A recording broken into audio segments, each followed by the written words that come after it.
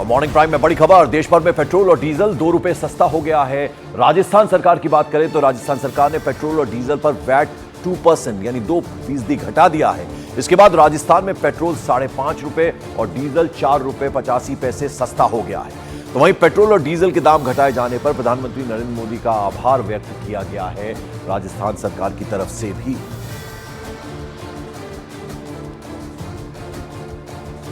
बहुत अच्छा कदम उठाया है इलेक्शन से पहले रेट कम करने का, और हम काफ़ी तीर्थ यात्रा पे अभी जा रहे हैं, तो हमारी तीर्थ यात्रा पे कम से कम हमें 200 से 300 रुपए की बचत होगी। देखिए, घटाए तो अच्छी बात है कि घटा हुआ है, लेकिन मोदी जी ने हमारे लिए बहुत अच्छी बात है कि लगातार कुछ ना कुछ ऐसा करता जा रहे हैं और इतनी बड़ी बड़ी चीज़ें की हैं। तो पेट्रोल की भी बात है, अब पीछे सिलेंडर के भी 100 रुपये महिला डे वाले दिन भी किए थे उन्होंने, और बहुत खुशी की बात है और अच्छा भी लग रहा है। सरकार ने जो ये 2 रुपए घटाए हैं बहुत अच्छी बात है और काफी राहत देश को मिलेगी।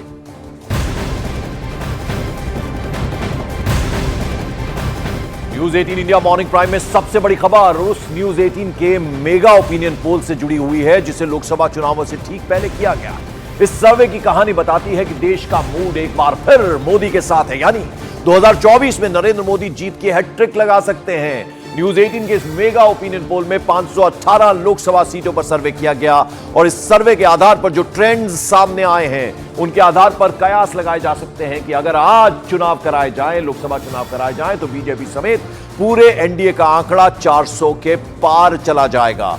ओपिनियन पोल में यह आंकड़ा 411 तक पहुंच गया है, लेकिन इंडिया गठबंधन के लिए तस्वीर कुछ ज्यादा अच्छी नहीं नजर आ रही है, क्योंकि इंडिया गठबंधन को ओपिनियन पोल में 105 सीटें ही मिल सकती हैं। तो एक झटका है जो इंडिया गठबंधन है उसके लिए, लेकिन बम्पर जीत की तरफ बढ़ती हुई नजर आ रही है। इस ओपिनियन पोल में जो कयास लगाए जा रहे हैं 411 सीटें ये ओपिनियन पोल दिखा रहा है एनडीए के लिए, यानी हैट्रिक लगाने जा रहे हैं प्रधानमंत्री इस ओपिनियन पोल के मुताबिक। न्यूज 18 के इस मेगा ओपिनियन पोल ने बीजेपी को एक बार से फिर खुश होने का मौका दिया है, लेकिन विपक्षी खेमा बंटा हुआ नजर आ रहा है। सुनिए क्या कहना है बीजेपी का, क्या कहना है एआईएमआईएम का और कांग्रेस का। मैं समझता हूँ कि कांग्रेस का डूबता हुआ जहाज है। कांग्रेस भी इस बात को जानती है कि आज देश के प्रधानमंत्री जिस हिसाब से पूरे देश में नहीं पूरे विश्व के अंदर में जो एक नाम कमाया है और देश का नाम सम्मान बढ़ाया है, मैं समझता हूँ इससे बड़ी बात हो नहीं सकती। देखिए, मैं समझता हूँ बड़े नेताओं को पता है बेइज्जती कराने से तो घर में इज्जत बचाया जाए तो ठीक है, और वो कहीं ना कहीं उन्होंने मामला ऊपर कर लिया होगा अपने शीर्ष नेतृत्व से कि हमें रहने दो, हमें चुनाव मत लड़ाओ, नहीं तो और पार्टी की बुरी बेइज्जती हो जाएगी।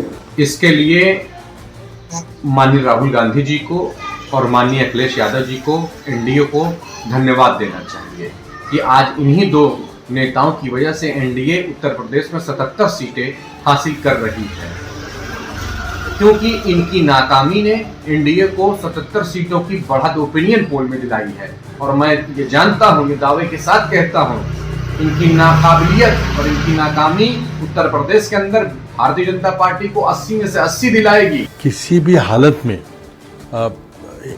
इंडिया को, यानी कि हमारे महाविकास गठबंधन को विद्यमान बीजेपी लेड एनडीए से ज्यादा सीटें मिलने में कोई दो राय नहीं है, कोई शंका ही नहीं है। वो नेता जरूर गए हैं, लेकिन किस कारण से गए वो सब महाराष्ट्र की जनता जानती है।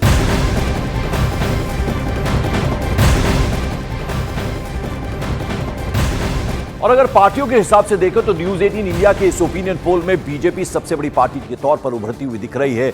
बीजेपी अकेले 350 सीटें जीत रही है, जबकि एनडीए की बाकी पार्टियों को 61 सीट्स मिलती नजर आ रही हैं। लेकिन कांग्रेस के लिए अच्छी खबर नहीं है।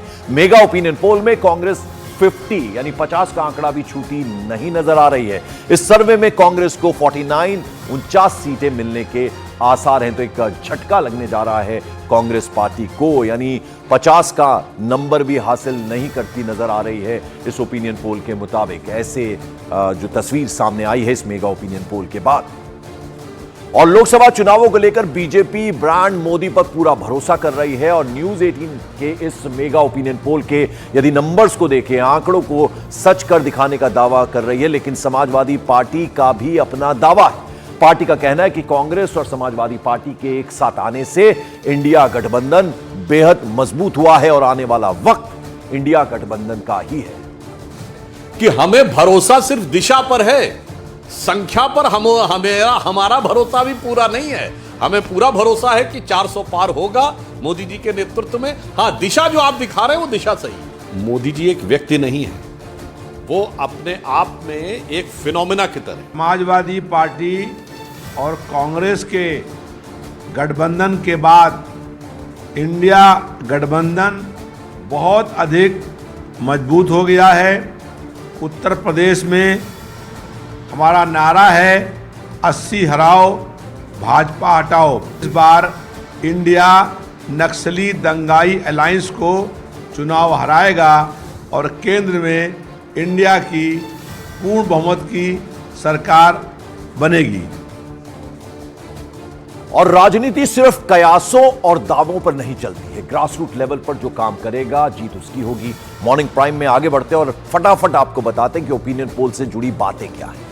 543 सीटों में एनडीए को 411 सीटें मिलने का अनुमान है। मेगा ओपिनियन पोल में इंडिया को 105 सीटें के आसार हैं, इंडिया गठबंधन को। मेगा ओपिनियन पोल में अन्य को 27 सीट्स मिलने के आसार हैं। यूपी की अगर हम बात करें, उत्तर प्रदेश की बात करें तो 80 में 77 सीटें एनडीए को मिलने का अनुमान है। वहीं अगर राजस्थान की बात करें, पहाड़ी प्रदेश उत्तराखंड की बात करें तो विपक्ष का पूरा सूपड़ा ही साफ नजर आ रहा है। बिहार की बात करें, 40 में से 38 सीटें एनडीए को मिलने का अनुमान है और छत्तीसगढ़ में 11 में से 10 सीटें एनडीए को मिलने का अनुमान है। पश्चिम बंगाल की अगर बात करें तो एनडीए को 25 सीटें मिलने का यहां अनुमान है।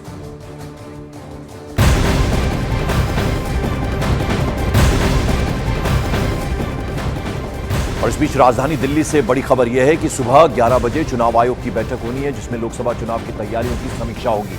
बैठक में यह भी चर्चा होगी कि लोकसभा चुनाव की घोषणा कब की जाए। ऐसा बताया जा रहा है कि चुनाव आयोग ने लोकसभा चुनाव के लिए अपनी तैयारियां पूरी कर ली हैं, यानी आज 11 बजे ये बेहद अहम बैठक होने जा रही है। और इस बैठक में क्या क्या होगा जरा हम आपको बता दें। जो खबर मिल रही है वो ये कि चुनाव आयोग की इस बैठक में लोकसभा चुनाव की तैयारियों की समीक्षा होगी। नीरज हमारे साथ हमारे सहयोगी है। नीरज, जरा बताइए कि ये जो बैठक है इसका ये किस कारणवश ये बैठक अचानक से हो रही है 11 बजे, क्या कुछ इसमें बताया जाएगा?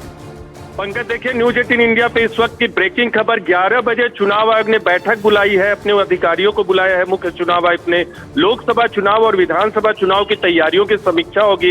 इसके अलावा इस बैठक में इस बात की भी गुंजाइश है कि चुनाव आयोग ये तय करे कि कब चुनाव की घोषणा की जाए। देखिए, चुनाव आयोग के सामने अभी की तारीख में, अभी के वक्त में 2 विंडो है चुनाव की घोषणा का, एक आज और एक कल, यानी वीकेंड में सैटरडे को चुनाव आयोग घोषणा कर सकता है। लेकिन आज की बैठक के बाद यह तय होगा, मुख्य चुनाव आयुक्त और दोनों चुनाव आयुक्त तय करेंगे कि घोषणा कब की जाए। यानी नीरज, आप ये बता रहे हैं कि आज भी डेट्स अनाउंस हो सकती है, इसकी भी संभावना है, या अब ये कल ही होंगी?